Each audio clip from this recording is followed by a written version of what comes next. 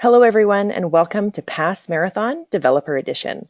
We're excited you could join us today for Eric Kang's session, DevOps with SQL Server 2017 in Linux and Containers. This Pass Marathon consists of 6 consecutive webinars delivered by expert speakers from the Pass community. The sessions will be posted online after the event, and you'll receive an email letting you know when all of the recordings are available. My name is Vicki Van Dam, and I'm the Director of Operations for Pass HQ. I will be your moderator today. I have a few introductory slides before I hand the reins over to Eric. Next slide, please, Eric. Okay. If you require technical assistance, please type your question into the question pane located on the right side of your screen, and someone on our team will help you. Unlike most sessions in past marathons, this session was pre-recorded to help ensure that we could bring a great lineup of content to you for this event. So you won't be able to ask live questions, but we do have some commonly asked questions at the end of the session, which Eric has provided. Additionally, you are able to zoom in on the presentation content by using the zoom button located at the top of the presentation window. And please know that there will be a short evaluation at the end of the session. Your feedback is very important to us, so please take a moment to complete it. It will just appear in your web browser. Next slide, please, Eric. If you are interested in accessing other free educational content, the PASS organization has a variety of virtual groups which offer free webinars to their members every month. Check out upcoming webinars and recordings from past webinars from our application development virtual group by visiting pass.org/VG. Next slide, please, Eric. This Paths Marathon session is presented by Eric Kang. Eric is a Senior Program Manager in Database Systems at Microsoft. His focus area includes multi-OS database development tools, CI/CD automation, and DevOps practices for SQL Server running anywhere in Linux, Windows, containers, and container platforms. Without any further ado, here is Eric with DevOps with SQL Server 2017 in Linux and containers. Thank you, Vicki. Let's get it started. All right, so this session is really exciting. I can talk about the overview of database DevOps in CI/CD perspective. And then we will run through multiple demos so that you can actually see it and then understand it very easily. One thing that I'm going to bring up today is a CI build for ops, and I will talk about that in the session. And Docker and the container platform, those concepts are kind of new to Windows users in the SQL Server community. So I'm going to go through like a basics of SQL Server 2017 in the Docker container, building your own Docker image, what it means, and then how you can actually do it, and deploying SQL Server 2017 in a container platform, which is more advanced, but I'd like to go over very quickly. And then when it is deployed into a container platform, what is the management perspective, like backup the database and deploying changes, all that. So it's exciting. So let's go over those one by one. All right. So database DevOps with the CI/CD. I believe this slide is very familiar to you. There's no difference in terms of a CI/CD when we talk about that one in the application and database. It's the same thing. So in application, this concept is started with the application development side and ALM, application lifecycle management. What it goes is that it has a code repository that has a source control, source code that has your project source files, SQL scripts, and all that. And then it goes through a build and test, deploy, and monitor. When there is a issue, then it comes down to developers, and they change the code and the check-in back into code repository. All right. So for application, this is very natural. For database, what it really means, right? And then let's take a look at it. To enable that one, you have to understand that the SQL Server 2017 running in the Windows, Linux, and then Docker container that you can run anywhere. That's a great invention that we brought you this year. We RTM'd a few weeks ago. And along with that, SQL tools also come up with the same thing. It runs on everywhere, including Linux. It is very important because you need to have a workbench, like a DevOps aware GUI tools that we recently announced, SQL Operations Studio in the past summit last week. That is your workplace, and you need the CLI tools to automate. I'm going to go over actually using those stuff and show you how it goes. And you also need drivers and APIs to build apps and to build your small modules that you can deploy your database changes to running in the Docker container, Linux, anywhere. Most importantly, we also embrace open source projects recently. What we are building today is more and more of open source driven, and we also contribute into open source. So we are inviting our SQL community into that trend so that we can work together. All together, empower DevOps running on the Windows, Linux, and Mac. So these are kind of introduction story. Let's dive into what it really means in data perspective. So when we deal with our SQL Server database, we have a production, right? We have a production database running there. And we have a development environment. In between, we have pre-production. If you look at it in the database, the data perspective, production and pre-production has a production data, and it's we call it production data plane. When it comes to development, including test, it's more of a sanitized data, right? So we don't share the user-sensitive information, the confidential information that is in the production data and database to the dev and test environment. We need to actually sanitize, obfuscate it, and all that. So usually what happens is that whenever there's a new sprint starts, like a 3-week sprint, we create a dev and the test environment starting from, let's say, a backup of production database or cloning production database files to a dev environment, and developers and the test org can consume that environment. Based on the planned work item, we do make changes, do the test, and continuously integrate that and make sure that everything is working fine. That is the value of a CI/CD. Before, for example, in the SQL Server, we had a 3-year release cycle. Nowadays, a release cycle is very short. Not only for that, the changes that we are making goes through the CI cycle. So any conflict, any issues, any trouble that can discover in the customer side, let's say in 3 years later, can be discovered, let's say, daily basis or a few times in a day. So the problem itself could be the same, but we can discover it and then fix it early and more frequently, so we can minimize the chance of failure of entire project. That is the kind of value of a CI. And of course, then we do more testing, like UAT testing could be one, workload testing, performance testing. Those are all the testing. When those work items are all finished, then we call this sprint is finishing. Then it goes to the pre-production environment. There we run the more tests, and then we deploy. So that is a kind of the high level view of what is CI/CD in data perspective. So let's take a look at a demo first. The first demo I'm going to show you is more like an end result of the session that we're going to go through. So sprint is starting.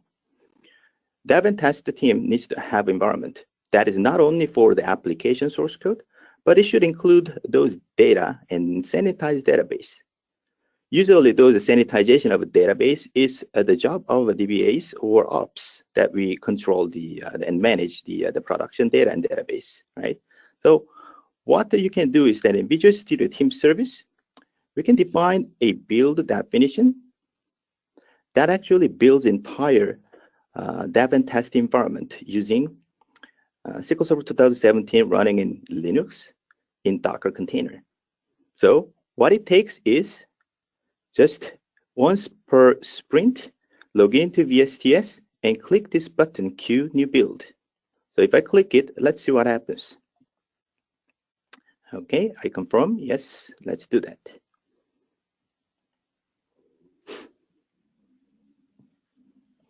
All right, by clicking that, VSTS automatically starts a job, which is building SQL Server 2017 running in Linux on Docker container, doing all the sanitization, reducing the size of database. Usually production database is large in the dev and test environment. It does not need all those data. The data can be reduced into a manageable size, just including the schema and the reference data that the application just need. And all that can be done in just a one button click with the BSTS, and it does automatically runs the job for us. So let's take a look at how we do it. So there's an edit build definition button, I'm sorry. It's just the 3 steps, including the downloading the source code from the GitHub. It's 4 steps. It's very, very simple. What it does is that first it downloads the source code from a GitHub repository. It just does a really simple setup job. It's like just doing login, just one thing. And then it does build a Docker image that fulfills our need, sanitizing data, reducing the database, and all that. And once it is done, it's just to clean up. That means any remaining the object files and stuff like that in the build agents, just to clean up. So basically, it's just a one task. It's so simple.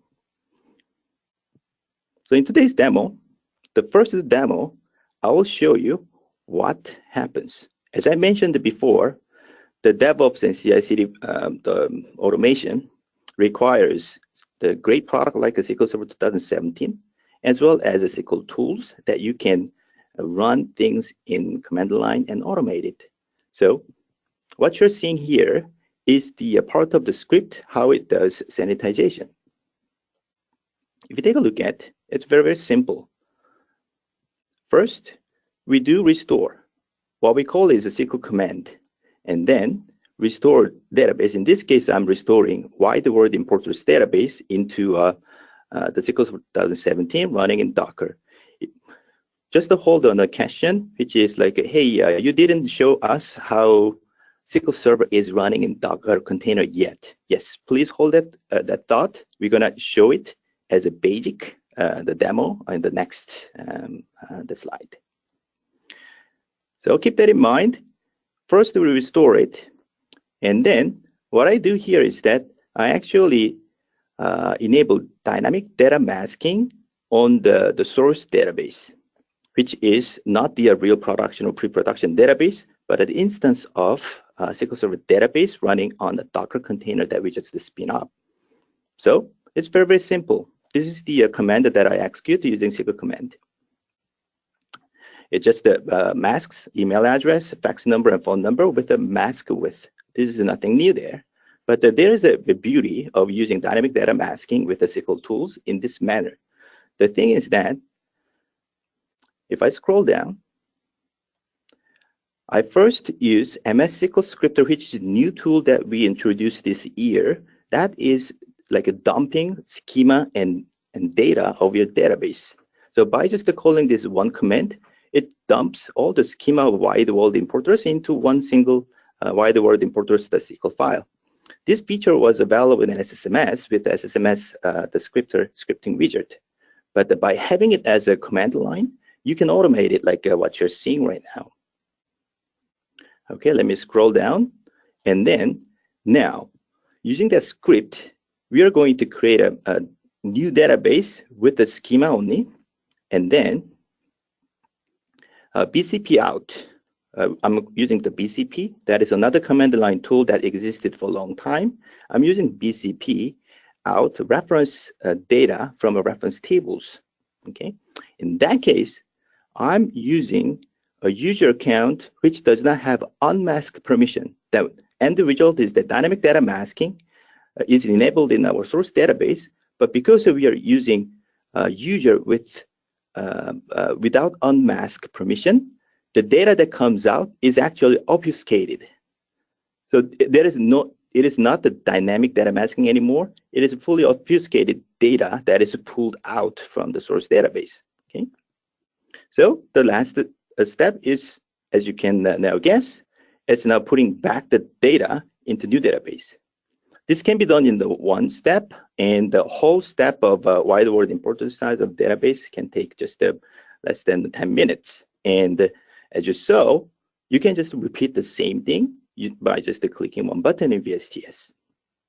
I call it a continuous integration build for ops. All right, so that was the first demo.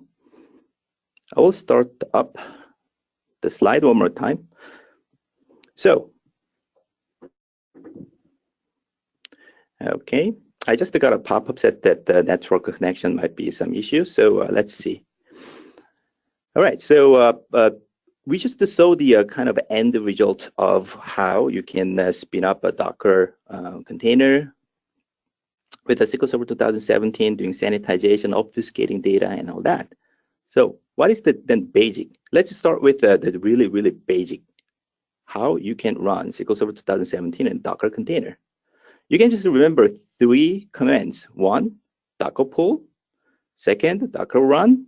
3rd, Docker compose. I will show you demo and explain this thing one by one. Okay. All right, so I prepared the demo script already.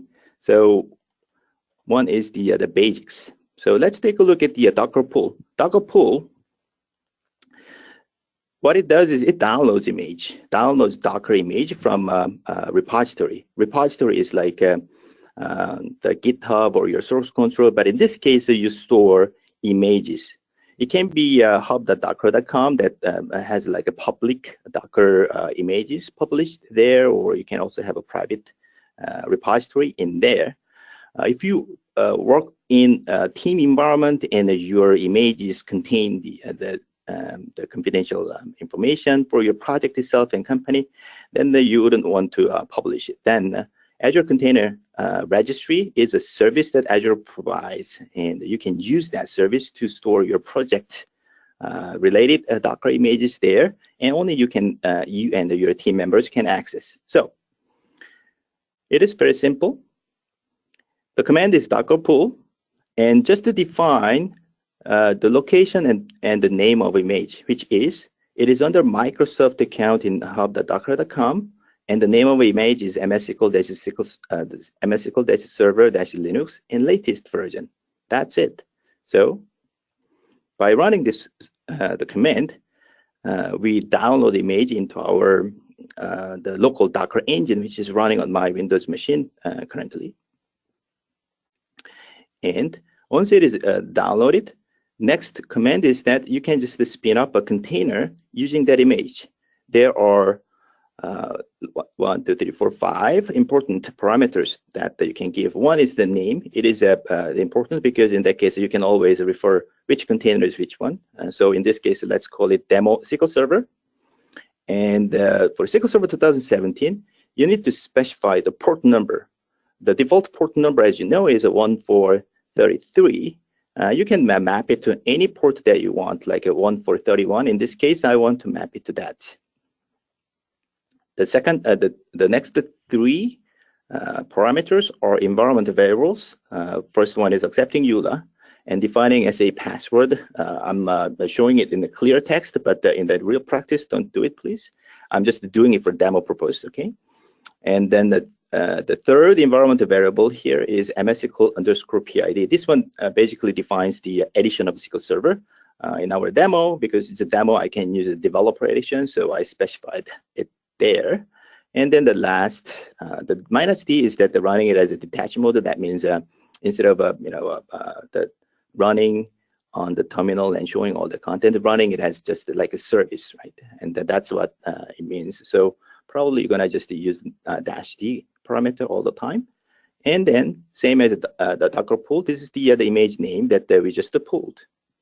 So by running this one-line command, so what you just saw is that the demo server is already running because I practiced this demo multiple times, so it's already there. So If you want to remove that, it's very simple command, docker rm remove -f, the name of container. So let's do it. All right, that's removed. So now we can run it again. Using Docker, installation of SQL Server 2017, and removing it from the development machine, it's very, very simple and very, very fast like this. So by doing that, we can go to our Object Explorer. Okay, here we go.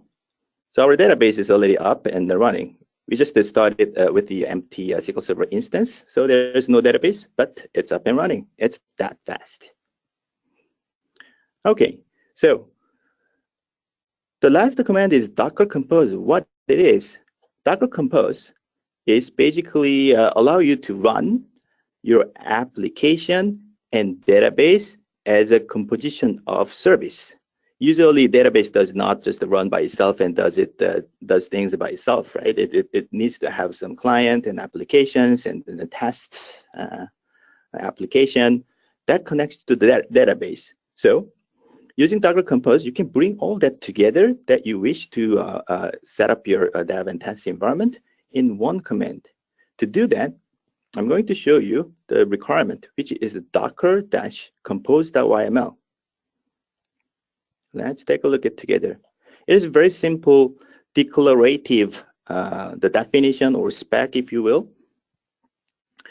It does just a very, very simple thing. We expose MS SQL and web app, which is my demo application, as a service using image, which is what we built, and the image, which is the application image that also I built. Likewise, using the VSTS build process, we can just build and publish very quickly. And the container name, we just specified, and the same thing, the ports, environment variables, those are the requirement. And you just put it in a declarative way in the YML format, and that's it. Same thing for the web app. For web app case, the application itself defines a port 3000 as a default port, but for our demo, I want to expose it as 80, so my own laptop that I'm just doing the demo can be the main web server. So let's try that. To run it, I'll clear that. Docker compose up-d. It reads docker-compose.yml in the same directory and run it. Oh, sorry. Always it's better to just do copy and paste. All right. So this time it's running. Okay. As you see, two containers are provisioned. MS SQL, which is our SQL Server 2017 running in Ubuntu, the Linux in container, and the web application, which is Node application, which is also running on another Linux distro named Alpine, and both it running in the two different OS, but it just provisioned by Docker container like this very quickly, and it creates a network so that the MS SQL and the web application can communicate each other. That's it. This is the new life of a dev and then the test team. Ops builds images for the required SQL Server version, required the server settings, all that sanitized data, and just to build an image. And the developer can just run Docker Compose up. And then whoever the developer is, it can be like a seasoned developer or a new member of the team, don't have to go through the engineering handbook to install SQL Server setup and then set up some the settings and SQL Server instance and all that. Just they can just do Docker Compose up. So that is the beauty of using SQL Server 2017 in Linux and the Docker container. All right, so for fun, let's check if the app is really running. Or so I said that it's running on my local host, which is my laptop. So if I click enter, here we go. So my app is running. If I go to directory, it reads all the data. And if you see, the data, phone number, fax number, email address are obfuscated. It's not dynamic that I'm asking anymore. I'm connecting it as a DBO of the wide world importers database through the web application, but it's still obfuscated this way. So this is how you can utilize SQL Server 2017 and the command line tools, Visual Studio, to enable CI/CD pipeline for your need. Okay, let's go back to our slide.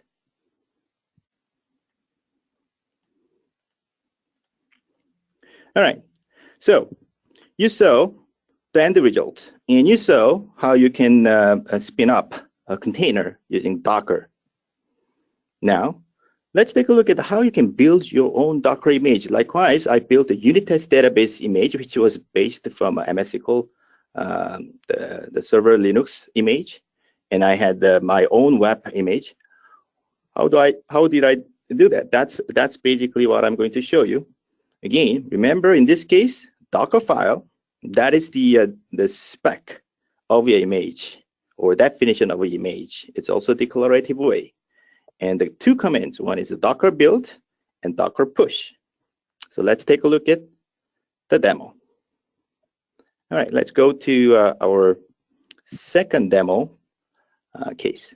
Here, what I'm going to do is that run the Docker build dot. That means within the same directory. And -t is a tag as a name. We need a name to publish, to push it into the repository so that they can have its own identity. So I'm going to use my my name, which is my account name in the hub.docker.com. You can use Azure Container Registry as well, and you can name your image. Let's name it as a demo image, and the version is latest. So how it is defined then? It is defined in Docker file. This is the probably the simple example of Docker file. Docker file always starts with the from command, and this one defines from which base image you want to create your own Docker image. That is what it means. So in this case, I used MS SQL Tools latest image. Last week, we published a new Docker image under Microsoft account under the hub.docker.com, which is called MS SQL Tools, which contains a SQL command and the BCP on the simple Linux the OS. So what I'm going to do is that I'm going to build the image that contains those two tools and my own project related ones. Like I want to have a folder which is called the temp script, and then I want to copy, restore the SQL that I created to restore wide world importers database into any the SQL server running within the Linux or container platform. So I want to copy so that I don't have to manually copy all the time whenever the container starts up, and then I try to run the restore the SQL command, right? And the CMD is the command that a Docker engine runs when the Docker container spins up, right? So it's just any command that can be there. So I just showed you work dir and copy as a sample. There are many other things that you can do here, like not only for those SQL command and the BCP, I want to install other tools there as well. That you can do it like with a run and apt-get in the Ubuntu case, the yum for other OS distro. You can just define declaratively what you want to do. I'm going to show you a sample later on, which has a more complex the one. But just to remember, Docker file, just to define it as a declarative way in this case, and that's all you need. And let's go back to our demo here. So what we do is that first build. That's it. So the new image is built. Because the new image is built, we want to push it. In this case, I'm going to use Docker login to log into the Docker image repository, and that's what it does. I let it did it, so let's push it. And then I click Docker push. That's it. So within a few seconds, you can build a new image and push it into your repository. So let's check. Hub.docker.com is what I'm using currently. It can be anything, your own. It can be your own repository. So here we go. Eric S. Kang, demo image. This is what we just published. And last push date was a few seconds ago. We just did it during the live demo, right? Okay, so this is the all you need to know how you can build your own Docker image, and you can start using Docker environment. Let's go back to our slide. All right, so we have covered kind of basics, right? How to start Docker container, SQL Server 2017, along with the application as a whole, package as a whole, application concept. And we looked at how we build those Docker images. Now, let's look into a container platform. Probably you have heard about DCOS, Kubernetes, Docker Swarm. Those are container platforms. It is a more advanced the concept, but it's very exciting concept as well. I will go through that. Why? So first, the Azure has a new public preview service which is called AKS. I didn't. It's not typo. It's a AKS, Azure Container Service, and it's a it started with ACS, and recently they improved it a much easier way to use, and also much cost-efficient way. And then the name there is AKS. Now it is a public preview. Using that, or any container platform running on your Metal box or VMs that you can set up by yourself through multiple efforts, then you can have a container platform like a Kubernetes, let's say. What you can do is that in that container platform, you can run containers at scale with ease. That is the main purpose of using container platform. And the container platform does automatic container health and resiliency management. If a container, let's say container dies or node is killed for some reason and some trouble, then it automatically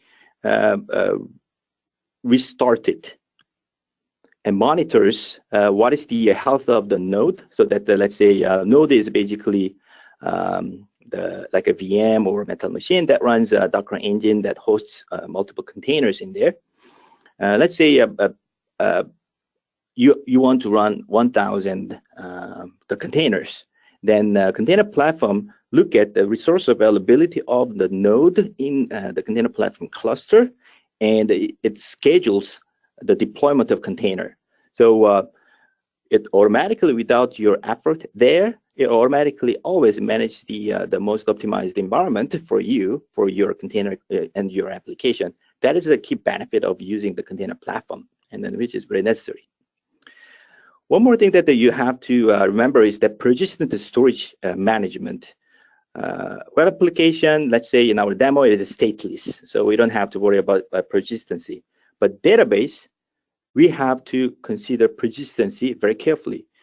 By nature, container or Docker container is ephemeral. That means when you stop your container and kill the container, likewise what I did at the beginning, Docker rm-f and then the container name, then container is deleted along with all the data inside of the container. So if you keep your database file within container, with that one single command line operation, you're going to lose all the data. So the database file should be stored and managed in a persistent storage. That is very, very important. I'm going to show you how you can easily start that using AKS. So when it comes to the container platform, and especially Kubernetes and AKS, the command that you need to remember is a kube control apply. If you want to delete anything from the container platform, then kube control delete. So kube control apply, kube control delete, those are your friends. And there are other commands that you can monitor the cluster environment that runs the SQL Server 2017 there. I'll show you one by one in the next demo. Oh, before the demo, sorry, I had one more, the scenario. So putting all that together that we just talked about, this is a kind of overall flow diagram. So number one, there's a source control, a GitHub, a VSTS source control. We have our script for Docker build, Docker file, our SQL files, restore, all those are stored in source control. Second, VSTS monitors your project source control repository. If there's any change, then it triggers automatic CI. And then it tells VSTS agent, okay, run the build definition that we defined in the project. At the beginning, I showed you build definition that automatically pull down source code and build the Docker image and publish, right? That definition is sent to VSTS agent. It can be Linux, Windows, or the hosted agent, or your local agent that you bring up by yourself. And then VSTS agent runs the job for you. So in this case, it's mainly Docker build and Docker push. When Docker push is executed, the image that is built by Docker build gets published to Docker image repository. So in our case, we built the MySQL image, web app image, and the test image that contains a database test, unit test project in it. We create 3 images, right? Then VSTS agent runs another workflow. Now it is concept of continuous deployment. And in that case, let's use a test dev and test container the platform cluster. Then kube control apply kicks in, and it deploys those images as a form of the container into that the dev test cluster and spin up that instances. There we run the test and do some the work there continuously until we hit the sprint, end of the sprint. Then another workflow kicks in. Now it is time to deploy that into production cluster. In this case, we are going to deploy MySQL container and the web app container too. This is the pattern. And this pattern applies very nicely in a concept of application plus database as a whole application. And the Docker and the container platform can provide you really easy and efficient way to manage those CI/CD automation pipeline altogether. Okay, so let me show you a quick demo for that. Okay, so I mentioned that AKS is public preview. So what you're seeing right now is how you can quickly create a whole cluster with a few command lines. Okay, if you have a subscription and you have never used it with, let's say, a container service, then you probably need these 3 commands. This is more like the configuration of your subscription itself. So we are going to use 3 providers. One is a Microsoft Container Service Provider, and Compute Provider, and Network Provider. I will quickly show you what it actually means. And the next step is create a group. So in this case, let's create a group name, my AKS group, and the location in West US too. Okay. And the next command, once the group is created, what you can do is running this, the next command. So using the my AKS group, create a new container platform within AKS named my KAS, which is Kubernetes, the shortened version of the name. Now we can have agent. This one is commonly known as nodes, right? In the cluster, there is master node and the worker nodes, right? Agent is basically nodes. So we can start with a count 1, but you can have as many agent that you wish. If you have a really large workload and then many applications and then the SQL Server running, and that requires the resources, then you can have like 10 agents or the 20 agent that you wish, and it can be just defined in just a number like this, and then the AKS goes and automatically provision that. And you can also set up the size of your VM and so on. So by running this command, it will provision it. I already ran this one. It takes like about, I believe, 5 to 10 minutes. It's not that long, but it's not suitable to run it in the live demo. So I will just show you the end result. But when you do it by yourself, while waiting for that one, do the rest of them in another terminal. One is, as AKS install CLI, it installs the tool kubectl for your local machine. So this one pulls down the necessary command line tools for the container platform for you in your, let's say, laptop. And then once the setup is all complete, then run the following one: is AKS get credentials and the group name and the name of the container platform that we just provisioned. And what it does is that it pulls down the credential information from the master node of your AKS container service and put it in your local, let's say, a laptop, so that you can communicate with the cluster through the secure tunnel. And then you can work remotely on your laptop. So that's basically what it does. So if I clear, run the last command, the kubectl configure context, it shows you, all right, this the container platform cluster is configured, and I can communicate with this cluster environment using my demo laptop. That's basically what it says. So once it is provisioned, and I will quickly show you, you will get two groups. One, the first group is a my AKS group, which is what we just created, okay? And it contains the container service itself. And the nice thing is that all other resources that it needs, like disks and the agent, we just created one, which is a Linux VM, and all the networks and everything is configured automatically in another resource group, so that we can kind of look at the resource and the service definition in a segregated way, which is actually easier to manage. So if I click it, one more thing that is really the important is that when you run those container platform on the cloud service like AKS, it adds load balancer for you. So load balancer is very important to define an endpoint that can communicate with the client outside of the cluster. I'm going to quickly demonstrate it, what it really means.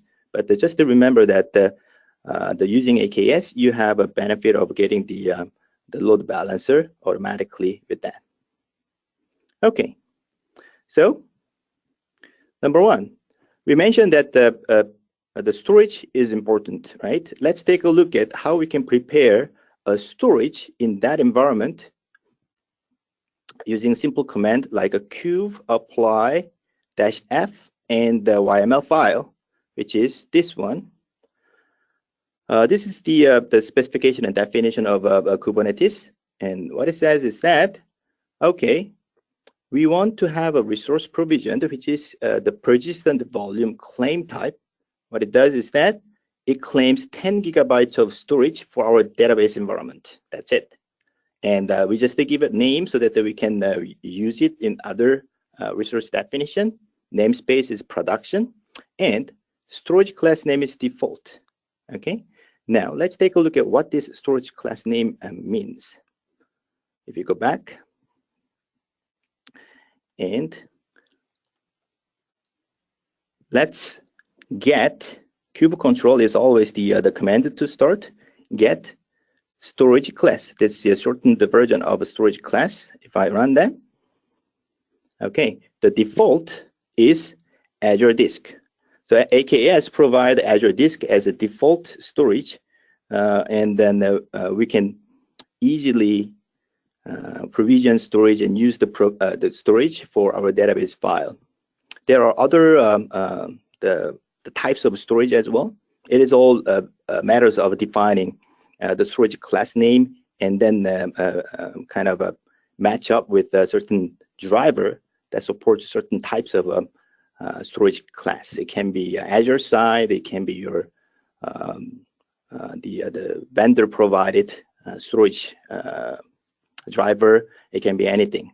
As long as the Kubernetes supports it, then you can use it. All right, so let's take a look at what happened to our volume that we just provisioned here. Using that kube apply-app pvc-yml, we provisioned SQL persistent volume claim number 1. Now it is bound with a volume name. This is unique name of actual Azure disk in the capacity of 10 gigabyte. Great. So now we have a persistent storage defined there. So remember, we did the Docker pull and run. Very similarly, we do the same thing in the container platform side. It is defined in, let's say, in our case, SQL stateful set. I named it that way, and we can deploy that one. Let's take a look at what it really means. All right, so here, the container platform provides different controllers that manages like scheduling of the container or checking resiliency and health. Out of that, for database, there is a stateful set that remembers the persistent storage nature and specific the ID of the container, so that when multiple instances of a container gets created using replicas. Now we are just doing one, but if there's more, then each of those containers has its own unique identity, so that they can easily know which one is the container provides which instance of SQL Server and so on. So that's the kind, and just to define the name of that resource type, and we define the spec of container. When it comes to container platform, container is wrapped one more time with the concept of a pod, P-O-D, pod. And the pod is basically a container or multiple container wrapped around with the concept with its own network identity. So it is one more wrapping around the container. So basically it's container, because the people usually run one container per pod. Okay, so the definition is really simple. Declaratively, you say, okay, I'm going to use the SQL PB claim that we just created as our volume.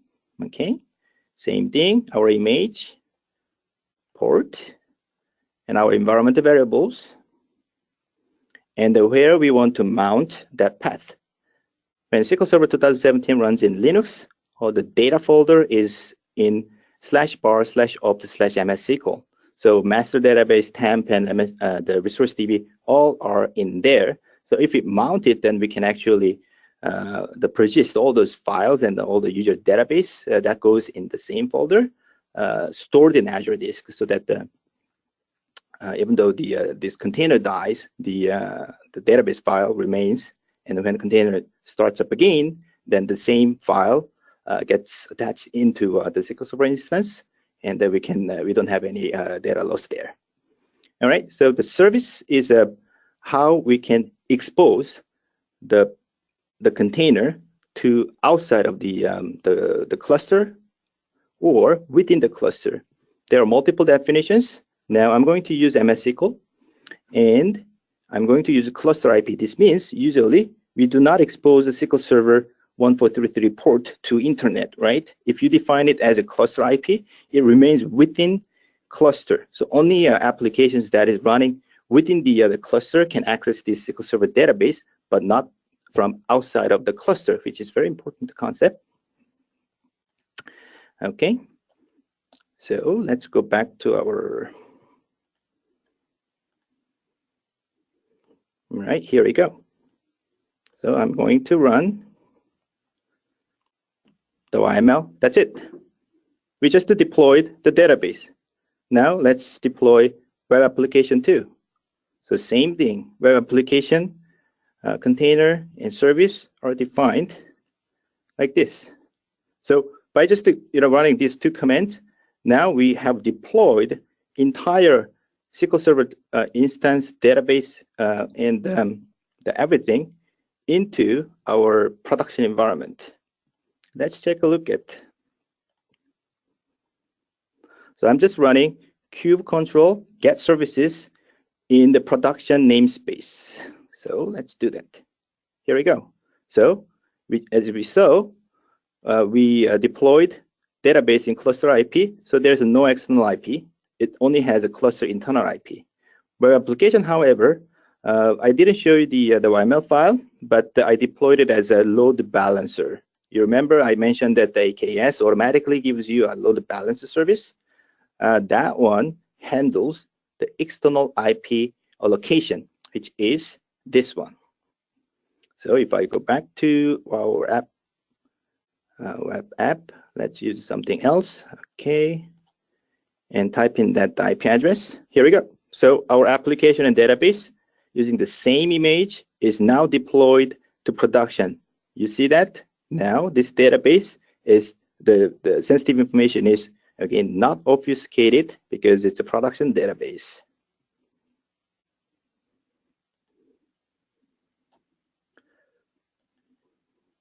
All right, so one more thing that, before I go to the slide, one more thing that I want to show you, sorry, I'm switching too much, is the last part. Hey, the database now is running as the container in Linux in the container platform. What we can do for, let's say, what the SQL agent used to do, like doing the scheduled backup. So when it comes to container platform, there is a concept of cron job. And the cron job is another container that they can run by using your own image, likewise, Eric Kang cron job and the backup. What I did was that I just have a simple script embedded in this image, and every 24 hours, it automatically spins up and then run the full backup job for against the entire database in the SQL Server instance, and then it terminates it. It repeats it every 24 hours for full backup. If it is a scheduled log backup, I can do the same thing, but in that case, I can do it like maybe 30 minutes, and that's it. That's basically how you can utilize what you have learned today in the more complex environment, including the automated the backup jobs and all that kind of stuff. All right. Okay. So let's go back to our slide. So we have covered how you can enable CI/CD using the STS, SQL Server 2017, Docker, basics of the running, building, the Docker images and the Docker environment, and more advanced container platform, Kubernetes. And you also learned AKS, which is a new public preview service that makes your job of the managing and deploying, managing, and then the using those great container platform environment with just a few command line executions. All demos, samples are available at this location. I made everything public, so all the demo that you saw and other demos that I built are all in this GitHub repo. So if you're interested in, please visit and then try that out by yourself. All right, that's the end of the session. We have 5 minutes left, so let's go through some questions. Awesome, Eric. Thank you. That was great. Yeah, you had provided a couple of commonly asked questions. So the first one was, Docker container is ephemeral. How does SQL Server license work? Okay, the license question is the most frequent question so far whenever I do the session to any event or whatever. It's simple for now. There are four ways.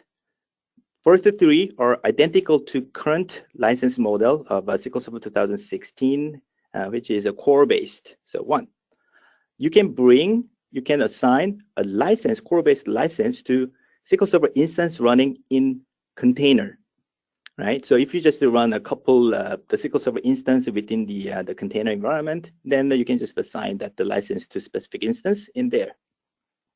Second, you can apply the core-based license on the VM or host machine that you are running SQL Server 2017. Let's say if it has 8 cores total in the VM that runs and it is running it as a node of a container platform, then you basically have 8 core license.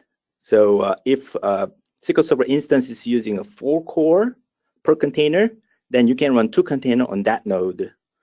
If you go with the SA license model, then there is no limitation like that. You can just run any number of container. That is basically the model. Now, when the fourth option is what is coming, we are revisiting this license model, which is more refined to container environment, because the previous model is like a VM based, and the container is one level above VM, and we want to more refined and optimized license model for that one. So it is upcoming. So please stay tuned for the upcoming news and then for the container-based license model announcement. Right.